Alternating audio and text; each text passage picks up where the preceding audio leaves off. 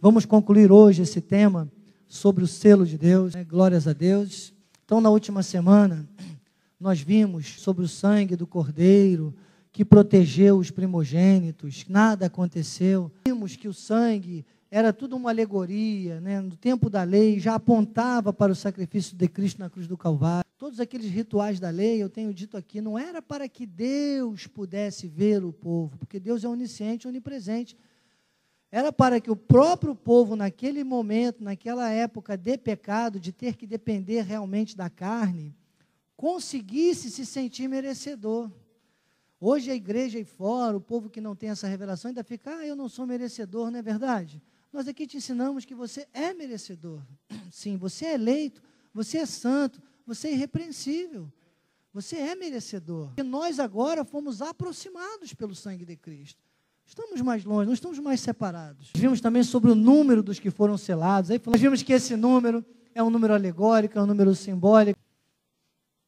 Aquele que se une ao Senhor é um espírito com Ele. Vamos lá. Vós sois dele em Cristo Jesus, o qual se nos tornou da parte de Deus sabedoria, justiça, santificação e redenção. Então isso já é patente, isso já é visível, isso já é real em nossas vidas. Nós não vivemos mais a sombra, nós vivemos os bens reais. Nós já vivemos o Cristo ressuscitado, a graça, só a graça de Deus, só o Evangelho da graça de Deus, só as 14 epístolas, nem Atos, hein? Atos dos Apóstolos não é revelação para nós seguirmos. Romanos aos Hebreus é a revelação de toda. Se você entender Romanos aos Hebreus, você entende Atos. Você entende Mateus, Marcos, Lucas e João. Você entende Malaquias, você entende Obadias, Jeremias. Vamos ao próximo versículo. Porção do Senhor é o seu povo, quando o Altíssimo distribuía as heranças às nações, quando separava os filhos dos homens uns dos outros. Fixou o limite dos povos segundo o número dos filhos de Israel. Se nós não entendermos, é por isso que eu digo, se nós não tivéssemos ido lá nos Coríntios, lá no apóstolo Paulo, nós não entendêssemos que Israel é o Israel de Deus, nós ficaríamos aqui entendendo Deuteronômio só como o Pentateuco. Judas, servo de Jesus, Cristo, irmão de Tiago, aos chamados, amados em Deus Pai, guardados em Jesus Cristo. Então é interessante aqui que esse Judas não é aquele, né, que era ímpio e que traiu Jesus, mas Judas, irmão de Cristo, ele escreve a quem? Aos amados, chamados, guardados em quem? Em Jesus. Então nós já estamos guardados em Jesus. Não há como separar, é um espírito com Ele, é o selo do sangue da cruz do Calvário. Próximo. E não entristeçais o Espírito de Deus, no qual fostes selados para o dia da redenção. Quer dizer, selados, nós estamos selados para o dia da redenção. Diga, eu estou selado. E o selo não quebra, não troca, não substitui, não é o selo do Detran. Porque quando a gente não tem essa visão do selo, pode vir o ladrão e roubar o selo, como rouba de muitos carros aí, tira aquele selinho que já é de uma cor e bota no carro que não foi vistoriado ainda. O ladrão não pode roubar o nosso selo, não, porque nós fomos selados com o Santo Espírito da promessa. Nós fomos selados para sempre. Nós fomos selados agora, não é mais por jejum, por rituais, por batismo nas águas, não. Nós fomos selados de uma vez por todas, com eterna redenção. Porque tanto os judeus pedem sinais, como os gregos buscam o quê? Sabedoria. Então, nós não vivemos mais só de sinais, nós vivemos da sabedoria. Olha, irmão, pinte em vermelho. Né? Marca, você tem que marcar alguns textos assim. 2 de Pedro 3, do versículo 10 ao 16. Romanos 8, do 28 ao 30. Efésios 2, versículo 8. E por aí vai. Romanos 14, 12. Marca em vermelho. Visto que todas as coisas hão de ser assim desfeitas, deveis ser tais como os que vivem em santo procedimento e piedade. Diga agora, sou eu. Amém. Nós vivemos, essa piedade é eusébia do original grego, graça. Nós vivemos a graça de Deus.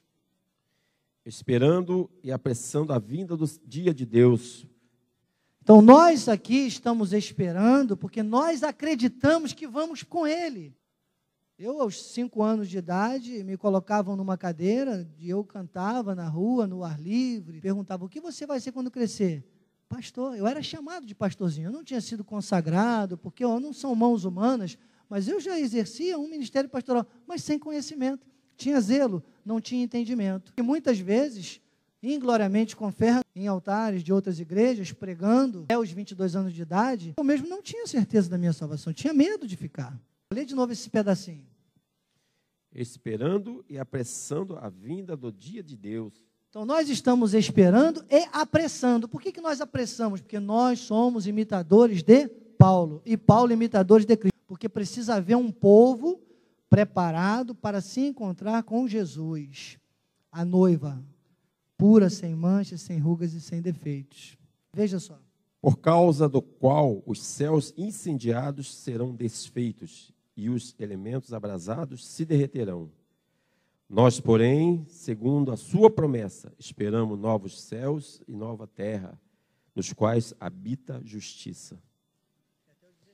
Por esta razão, pois, amados, esperando estas coisas, empenhai-vos por serdes achados por ele em paz, sem mácula e irrepreensíveis.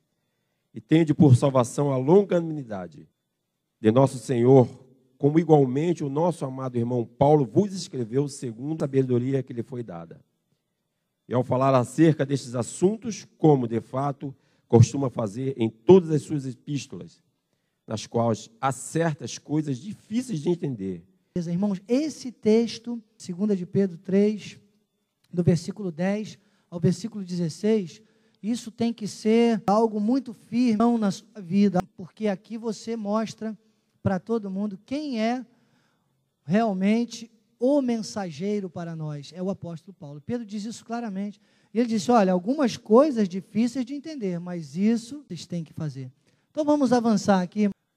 Depois disto vi 4 anjos em pé, dos 4 cantos da terra, conservando seguros os 4 ventos da terra, para que nenhum vento soprasse sobre a terra, nem sobre o mar, nem sobre árvore alguma. Então, é a maior garantia de que não vai haver destruição da terra, do mundo, enquanto um eleito de Deus estiver aqui apressando e esperando.